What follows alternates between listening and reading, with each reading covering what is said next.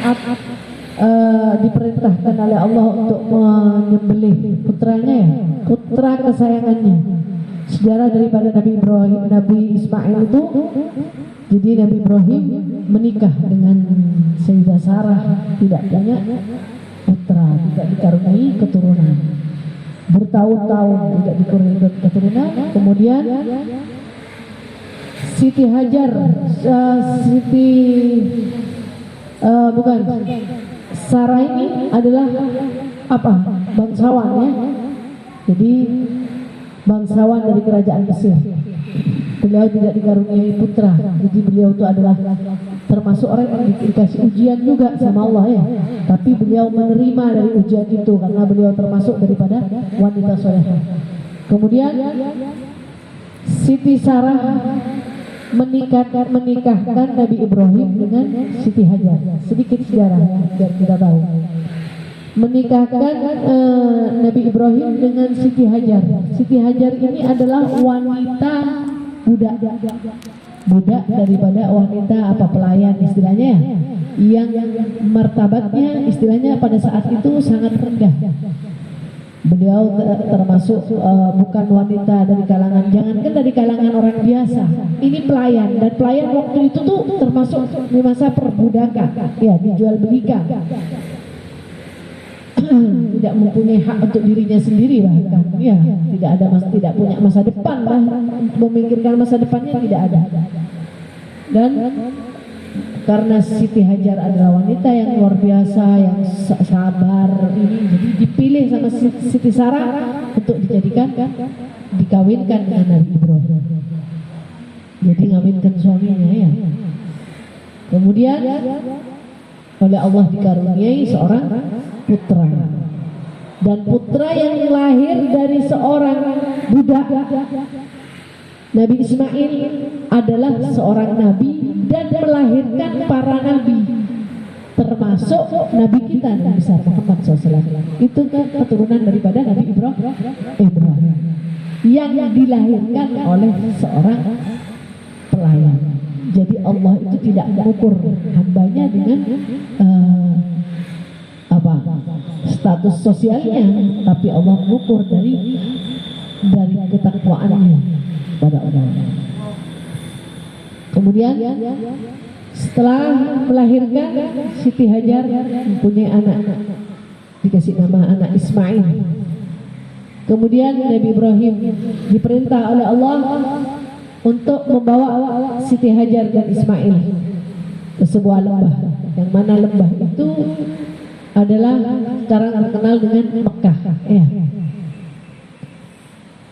Jadi pada waktu itu dibawa oleh Nabi Ibrahim sampai di lembah itu tadi. Nabi Ibrahim meletakkan Siti Hajar dan Ismail dan meninggalkannya di lembah yang di situ tidak ada zara, tidak ada tumbuhan, tidak ada kehidupan, tidak ada tumbuhan, tidak ada air, tidak ada apa-apa, ini kanan kiri gurun pasir semua. Kemudian setelah ditaruh di situ, Nabi Ibrahim pergi. Sayyidah Hajar meneteskan air mata. Ini apa ini saya? Bukan dia itu takut kelaparan, tidak. Tapi ya apa ya? Ini saya sendiri, saya tidak tahu di mana ini, daerah apa ini saya tidak tahu. Kemudian Siti Hajar memanggil Nabi Ibrahim. Wahai Ibrahim, apakah ini perintah Allah? Kemudian Nabi Ibrahim bilang, ya, ini perintah Allah. Kalau ini perintah Allah, lalu Siti Hajar tidak banyak bicara, kemudian melaksanakan. Kalau ini adalah perintah Allah, pasti Allah akan menempatkan aku di tempat yang terbaik. Pergi Nabi Ibrahim, dan Nabi Ibrahim berdoa juga, ya, dalam Al-Quran, ya, Robbi ini aku telah meletakkan wajah ghairi dzar'in inda baitikal muharram. Jadi aku telah, ya Allah, aku telah sesuai perintahmu, aku telah menaruh anak-anak dan istriku di tempat itu. Kemudian Siti Hajar dengan perbekalannya, kalau Nabi Ismail nangis, kasih perbekalan tadi, minuman, masih bayi, masih belum bisa apa-apa, masih digendong.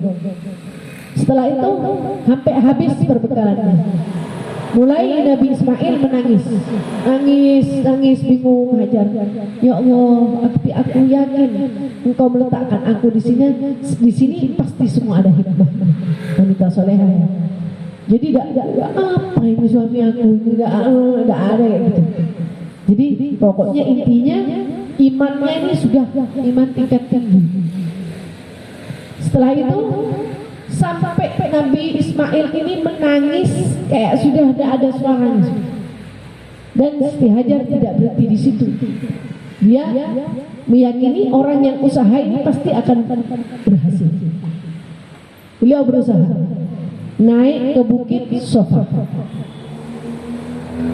Di atas bukit Sofa beliau melihat tidak ada apa-apa sepanjang mata memandang. Tidak ada itu tanda-tanda ada air, tanda-tanda kehidupan.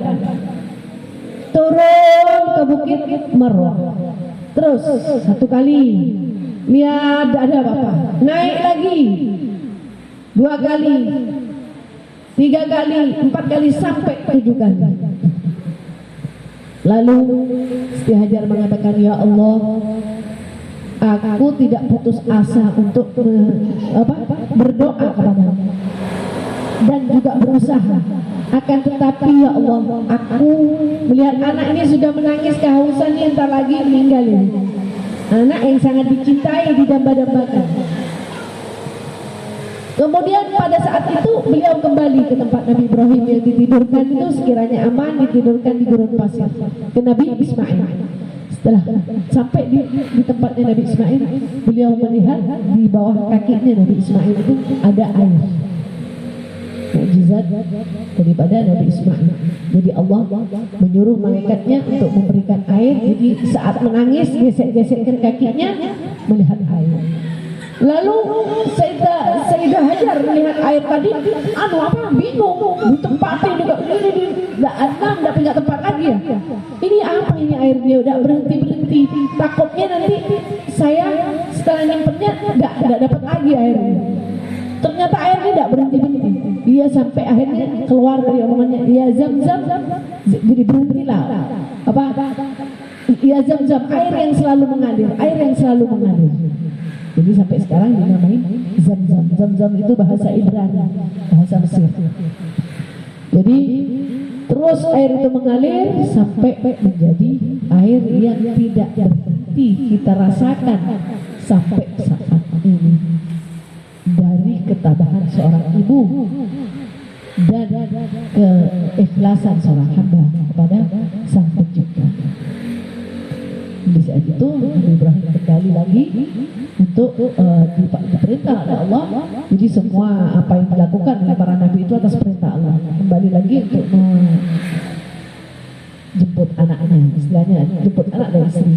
Tapi tidak sampai di situ, dikasih ujian lagi, bermimpi. Inni arafil manam anni adbahuka. Anak sudah mulai bisa diajak ngomong ya, sudah bisa dituntun, dibangga-banggain. Nabi Ibrahim bertahun-tahun tidak punya anak. Bangga anak laki ganteng. Jadi kalau ada acara tuh dibawa, ini ada pembesar-pembesar tuh dibawa. Kemudian satu malam Nabi Ibrahim bermimpi.